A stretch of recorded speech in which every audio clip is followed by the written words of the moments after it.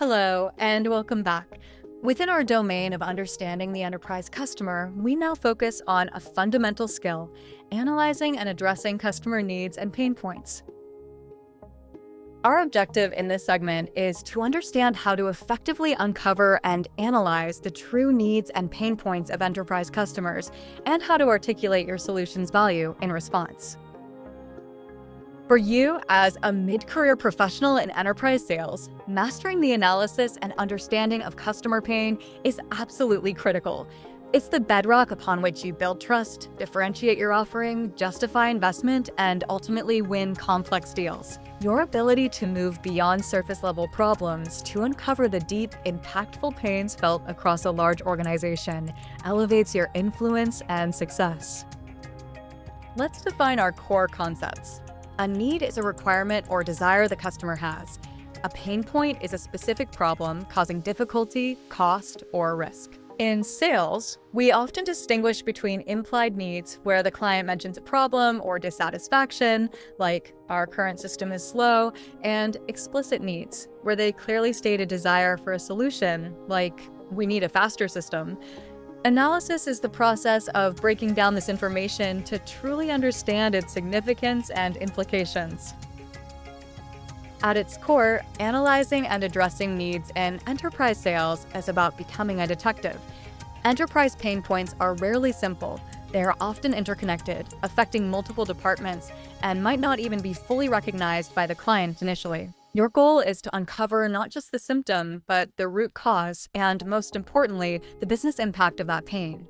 This deep understanding allows you to connect your solution's capabilities directly to solving significant problems and achieving valuable business outcomes, creating urgency and justifying the client's investment.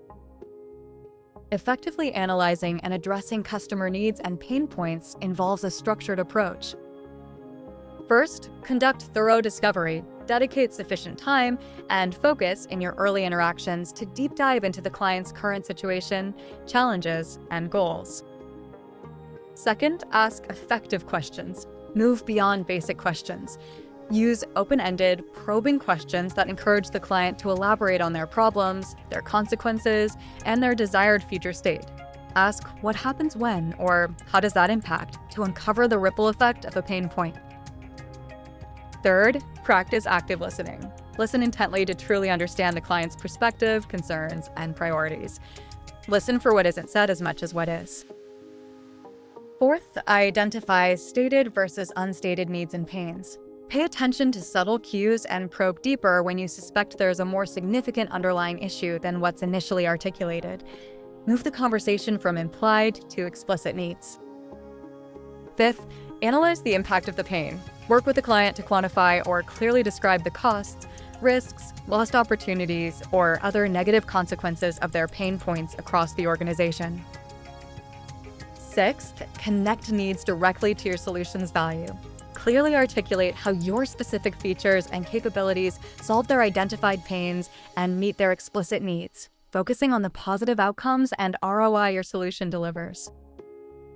Seventh, confirm your understanding. Periodically summarize what you've heard and ask the client to confirm if you have accurately captured their situation and challenges.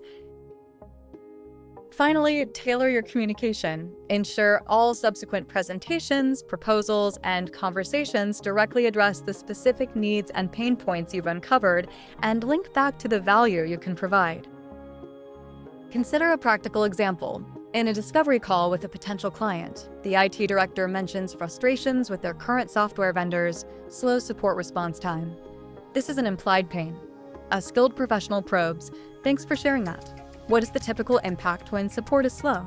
How does that affect your team or the end users?" Through further questioning, you might uncover that slow support directly causes critical system downtime, costing the company thousands of dollars per hour and impacting employee productivity company-wide. Now it's a more significant, quantifiable pain and an explicit need for reliable support. You can now position your solution's guaranteed 2-hour critical response time directly against this major, costly pain point, quantifying the value of minimizing downtime.